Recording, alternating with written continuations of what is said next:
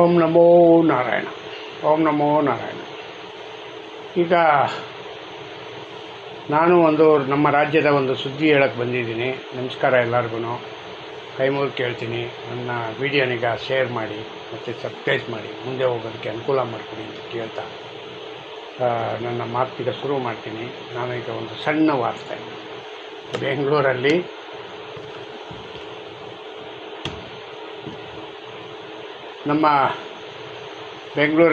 ನಮ್ಮ ಮುಖ್ಯಮಂತ್ರಿ ಸಿದ್ದರಾಮಯ್ಯನವರ ಸರ್ಕಾರದ ಸಹಪಾಠಿಯಾದ DK ಶಿವಕುಮಾರ್ ಅವರು ಮುಖ್ಯಮಂತ್ರಿ ಆಗಬೇಕು ಅಂತ ತುಂಬ ಆಸೆಗಳಿಟ್ಕೊಂಡಿದ್ದರು.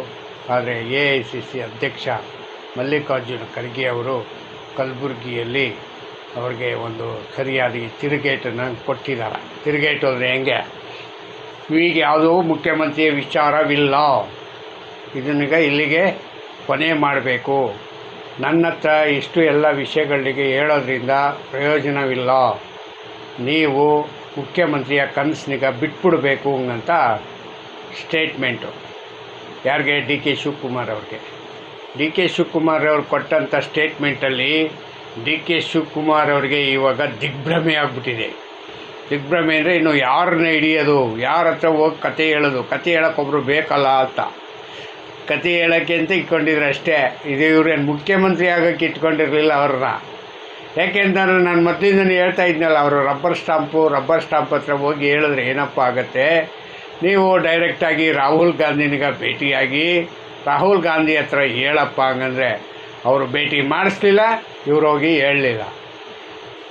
ಹೆಂಗಿದೆ ಇದು ಅಲ್ವಾ? ತುಂಬ ತಮಾಷೆ ಆಗಿದೆ.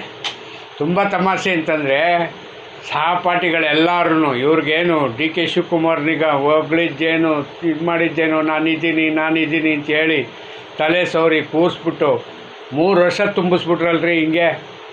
ಇನ್ನು 2 ವರ್ಷ ಇದೆ. ಇನ್ನು 2 ವರ್ಷಕ್ಕಾದ್ರೂ ಆ ಯಪ್ಪನ ಮುಖ್ಯಮಂತ್ರಿ ಮಾಡಬೇಕೋ ಬೇಡವೋ? ಇಲ್ಲ ಹಂಗಂದ್ರೆ ಇಲ್ಲ ಅಂತ ಹೇಳ್ಬಿಡ್ಬೇಕು ನೇರವಾಗಿ. 3 ವರ್ಷ ಸುಳ್ಳು ಹೇಳಿದಿರಲ್ರಿ ಮಿಸ್ಟರ್ ಮಲ್ಲಿಕಾರ್ಜುನ್ ಖರ್ಗೆ ಅವರೇ. ನಿಮ್ಮನ್ನು ಸಹ ಮೆಚ್ಕೋಬೇಕು. ಆಯಪ್ಪನೂ ಏನಾರು ಮೆಚ್ಕೊಂಡಿದ್ನೋ ನಿಮ್ಮನ್ನು, ಪಾಪ DK ಶಿವಕುಮಾರು ಗೊತ್ತಿಲ್ಲ. ಮೆಚ್ಕೊಂಡೆ ಇಷ್ಟು ದಿನ ಕಾಯ್ಕೊಂಡಿರಲಿಲ್ಲ ಬಿಡ್ರಿ. ಮೆಚ್ಕೊಂಡಿದ್ದಕ್ಕೆ ಮಲ್ಲಿಕಾರ್ಜುನ್ ಖರ್ಗೆ ನನಗೆ ಇವತ್ತಲ್ಲ ನಾಳೆ ದಾರಿ ತೋರಿಸ್ತಾರೆ ಅಂತ. ಇವರು ಈಗ ಯಾರು ಸುರ್ಜೇವಾಲಾ ಅವರೂ ಕರ್ಕೊಂಡೋಗಿ ರಾಹುಲ್ ಗಾಂಧಿ ಹತ್ರ ಮಾತಾಡ್ಸೋಕ್ಕೆ ಇದನ್ನು ಮಾಡಲಿಲ್ಲ, ಸಮಯ ಇಲ್ಲ. ಅವ್ರಿಗೆ ಸಮಯ ಕೊಡಲ್ಲ. ಯಾರಿಗೆ? ಸುರ್ಜೇವಾಲಾಗೂ ಸಮಯ ಇಲ್ಲ, ರಾಹುಲ್ ಗಾಂಧಿ ಯಾರಿಗೂ ಖರ್ಗೆಗೂ ಇಲ್ಲ, ವೇಣುಗೋಪಾಲ್ಗೂ ಇಲ್ಲ. ಮತ್ತು ಹೆಂಗೆ ಭೇಟಿ ಆಗ್ತಾರೆ, ಹೆಂಗೆ ಹೋಗಿ ಮಾತುಕತೆ ನಡೆಸ್ತಾರೆ, ಎಲ್ಲಿ ಯಾರ ಜೊತೆ ಮಾತುಕತೆ ಮಾಡೋದು? ಮೇಡಮ್ ಹತ್ರ ಹೋಗೋಣ ಅಂದರೆ ಮೇಡಮ್ ಹತ್ರನೂ ಭೇಟಿ ಆಗೋಕ್ಕೆ ಯಾರೂ ಸಮಯ ಕೊಡಲ್ಲ. ಪ್ರಿಯಾಂಕಾ ವಾದ್ರಾ ಹತ್ರ ಮಾತಾಡಿ ಏನು ಆಗುತ್ತೆ? ಏನು ಕೆಲಸ ಆಗಲ್ಲಪ್ಪ, ₹1 ಕೆಲಸ ಆಗಲ್ಲ. ಅಯ್ಯಮ್ಮ ಅಂತೂ ಗಡಿ ಸಿಗ್ತಾರೆ ಇವ್ರಿಗೆ. ಯಾರಿಗೆ? ಮಲ್ಲಿಕಾರ್ಜುನ್ ಇವ್ರಿಗೆ DK ಶಿವಕುಮಾರ್ಗೆ ಜೊತೆಯಲ್ಲಿ ಹೋಗಿ ಯಾವುದು ಅಸ್ಸಾಮಲ್ಲಿ ಕೆಲಸ ಮಾಡೋರಲ್ವ. 4ನೇ ತಾರೀಕುವರೆಗಿರು, 5ನೇ ತಾರೀಕಿರೋರ್ಗು ಇರು ಅಂತ ಹೇಳ್ಬಿಟ್ಟು ಇರಿಸ್ಬಿಟ್ಟು ಎಲೆಕ್ಷನ್ ಆಗಲಿ, ಅಸ್ಸಾಂ ಎಲೆಕ್ಷನ್ ಆಗಲಿ, ಪಂಚರಾಜ್ಯ ಎಲೆಕ್ಷನ್ ಆಗೋದ್ಮೇಲೆ ನಿನಗೆ ನಿರ್ಣಯ ಕೊಡ್ತೀವಿ ಹಿಂಗಂತ ಹೇಳ್ಬಿಟ್ಟು ಈಗ ಯಾರು ಮಲ್ಲಿಕಾರ್ಜುನ್ ಖರ್ಗೆ ಅವರು ಈ ಥರ ಟೋಪಿನ ರೀ ಮಕ್ಮಲ್ ಟೋಪಿ ಹಾಕ್ಬಿಟ್ರು ಒಂದೇ ಸತಿ. ಪಾಪ DK ಶಿವಕುಮಾರ್ಗೆ ಹೆಂಗೆ ಟೋಪಿ ಹಾಕ್ಕೊಂಡು ಓಡಾಡಬೇಕು ಈಗ ಅವರು? ಪಾಪ ಯಾರು? DK ಶಿವಕುಮಾರ್ ಅವರು ಟೋಪಿ ಹಾಕ್ಕೊಂಡು ಓಡಾಡೋಂಗಿಲ್ಲ, ಬಿಡೋಂಗಿಲ್ಲ ಈಗ. ಹಿಂಗೆಲ್ಲ ರಾಜಕೀಯದಲ್ಲಿ ದಾಳಗಳಿಗೆ ಎಳ್ಕೊಂಡು ಪ್ರತಿನಿತ್ಯನೂ ಕೂಡ ಒಂದೊಂದಲ್ಲ ಒಂದು ರೀತಿ ಸಮಸ್ಯೆಗಳಿಗೆ ದಾರಿ ಹುಡುಕ್ತಾ ಇರ್ತಾರಲ್ಲ, ಅದನಿಗೆ ಎಷ್ಟು ಮಟ್ಟಿಗೆ ನೀವು ನಿಭಾಯಿಸ್ತೀರಾ ಮಿಸ್ಟರ್ ಖರ್ಗೆ ಅವರೇ? ದಿನಕ್ಕೊಂದು ನೇರವಾಗಿ ಹೇಳಬೇಕಾಗಿತ್ತು ಪಾಪ ಅವ್ರಿಗೆ ಇಷ್ಟು ದಿವಸದಿಂದ.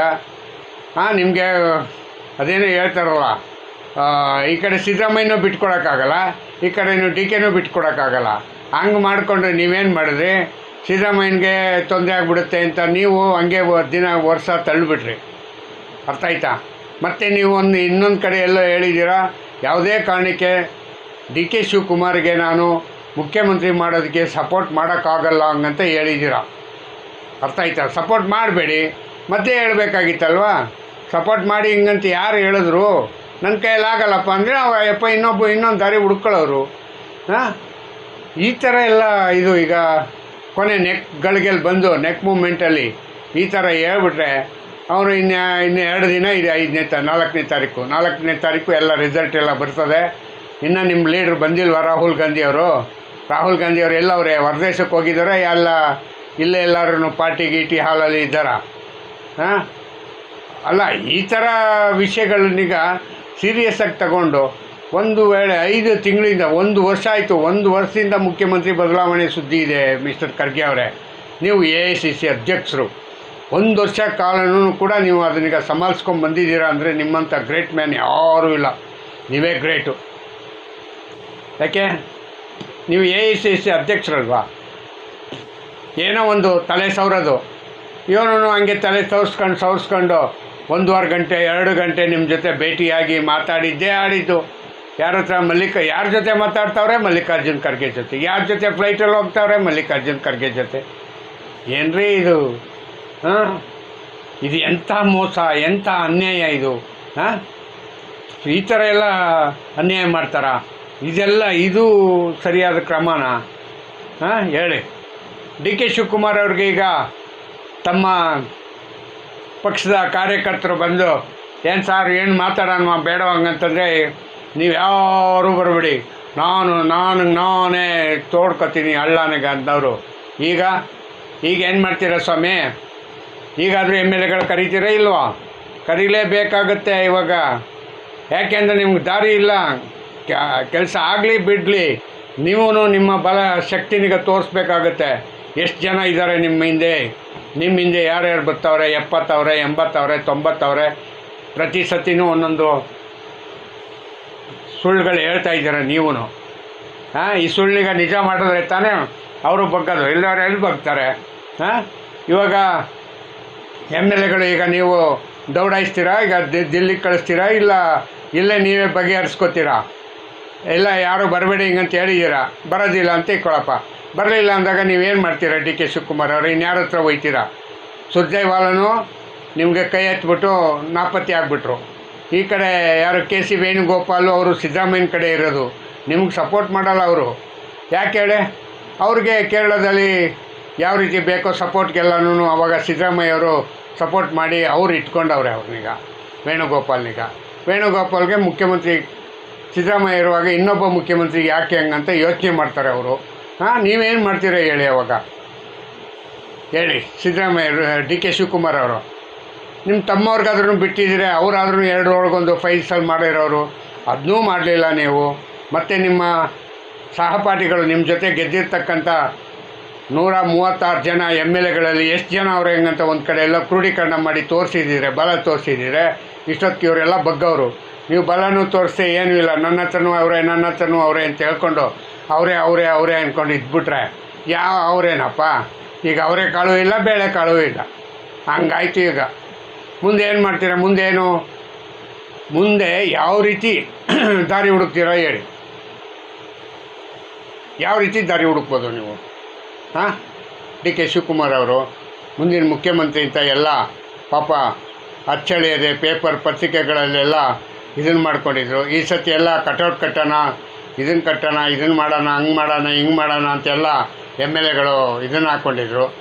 ಹಾಂ, ನೀವು ಅದಕ್ಕೂ ದಾರಿ ಇಲ್ಲ.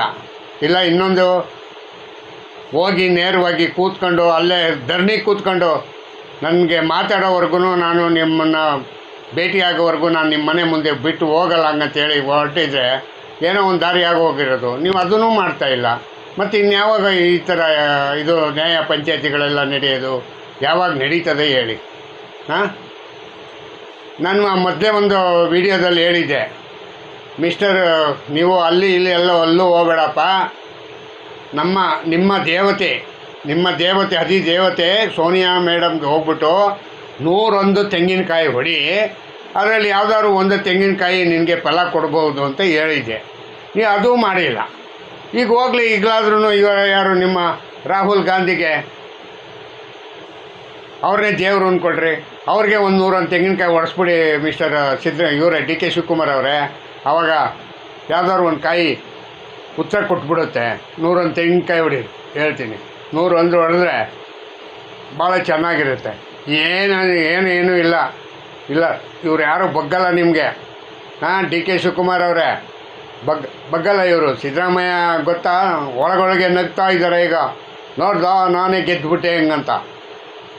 ಹಾಂ, ಅರ್ಥ ಆಯ್ತಾ? ಡಿ ಕೆ ಶಿವಕುಮಾರ್ ಅವ್ರು ಗೆಲ್ಲಿಲ್ವಲ್ಲ ಅಂತ ನಮ್ಮಂಥವ್ರಿಗೆ ಅಭಿಮಾನಿಗಳಿಗೂ ಒಂಚೂರು ಬೇಜಾರಾಗ್ತಾ ಇದ್ದಲ್ಲ ಈಗ. ಯಾವ ರೀತಿ ಇದು ಮಾಡೋದು ಹೇಳಿ? ಇದು ಸರಿಯಾದ ಕ್ರಮವೂ ಅಲ್ಲ, ಸರಿಯಾದ ದಾರಿನೂ ಅಲ್ಲ. ಇಷ್ಟು ಹೇಳಿ ನಾನು ನಿಮಗೆ ಹೇಳ್ತಾ ಇರೋದು ಇಷ್ಟೇ. ಇನ್ನೆರಡು ವರ್ಷನಾದ್ರೂ ನೀವೇನು ಮಾಡಬೇಕು ಅಂತಂದರೆ, ಮುಖ್ಯಮಂತ್ರಿ ಆಗಬೇಕು ಅಂತಂದರೆ ಇನ್ನೊಂಚೂರು ಹಠ ಮಾಡಿ, ಅದನ್ನೀಗ ಪ್ರಚೋದನೆ ಮಾಡಿ, ಹೆಂಗಾರು ಮಾಡಿ ಆ ಜಾಗ ಹಿಡಿಬೇಕು ಅಂತ ಹೇಳ್ಕೊಂಡು ನೀವು ಹೊರಟ್ರೆ ಸರಿಯಾಗಿರುತ್ತೆ. ಇಲ್ಲ ಅಂದರೆ ಮತ್ತೆ ಇನ್ನು 2 ವರ್ಷವೂ ಹಿಂಗೆ ಸಿದ್ದರಾಮಯ್ಯ ಮುಂದೆ ತಳ್ಕೊಂಡು ಹೋಗ್ಬಿಡ್ತಾರೆ. ಆಮೇಲೆ 5 ವರ್ಷ ಮುಖ್ಯಮಂತ್ರಿ ಅವರೇ ಆಯ್ತಾರೆ. ನಿಮಗೆ ಮುಂದೆ ಕಾಂಗ್ರೆಸ್ ಬರಲ್ಲ. ಅದೆಲ್ಲ ಸುಮ್ಮನೆ ಶುದ್ಧ ಸುಳ್ಳು. ಈಗ 5ನೇ ತಾರೀಕು ಇದು ಬರ್ತದೆ ನೋಡಿ, ರಿಸಲ್ಟ್ ಬಂದಾಗ ನಿಮಗೆ ಯಾವುದು ಬಾಗಲಕೋಟೆದು ಮತ್ತು ದಾವಣಗೆರೆದು ರಿಸಲ್ಟ್ ಗೊತ್ತಾಗುತ್ತೆ ನಿಮಗೆ. ಆ ರಿಸಲ್ಟಲ್ಲೇ ಗೊತ್ತಾಗ್ಬಿಡುತ್ತೆ ನಿಮಗೆ ಕಾಂಗ್ರೆಸ್ ಎಷ್ಟು ಸೀಟ್ ಗೆಲ್ಲುತ್ತೆ ಮುಂದೆ ಅಂತ. ಅದರಿಂದ ನೀವು ಇಲ್ಲದೇ ಇರತಕ್ಕಂಥ ವಿಷಯಗಳನ್ನ ಹೇಳ್ಕೊಂಡು ಕಾಯೋದು ಒಳ್ಳೆಯದಲ್ಲ. ಆದಷ್ಟು ನಿಮಗೆ ಮುಂದಿನ ಅದೇನೇ ಹೇಳ್ತಾರಲ್ಲ, ಇದು 5 ವರ್ಷ ನಿಮ್ಮದು, 5 ವರ್ಷ BJPದು ಅಂತ ಜನನೇ ಬದಲಿ ಮಾಡಿಬಿಡ್ತಾರೆ. ಅದರಿಂದ ನೀವು ದಯವಿಟ್ಟು ನಾನು ಹೇಳ್ತಾ ಇದ್ದೀನಿ, ಆದಷ್ಟು ಬೇಗ ಈ 2.5 ವರ್ಷದಲ್ಲಿ 2 ವರ್ಷ ಉಳಿದಿದೆ, ಈ 2 ವರ್ಷದಲ್ಲಿ ನೀವು ಮುಖ್ಯಮಂತ್ರಿ ಆಗೋಕ್ಕೆ ಪ್ರಯತ್ನ ಪಡಿ ಅಂತ ಹೇಳ್ತಿ. ಇಷ್ಟು ಹೇಳಿ ನಾನು ನನ್ನ ಮಾತಿಗೆ ಮುಗಿಸ್ತೀನಿ. ಜೈ ಹಿಂದ್, ಜೈ ಕರ್ನಾಟಕ ಮತ್ತು ಓಂ ನಮೋ ನಾರಾಯಣ.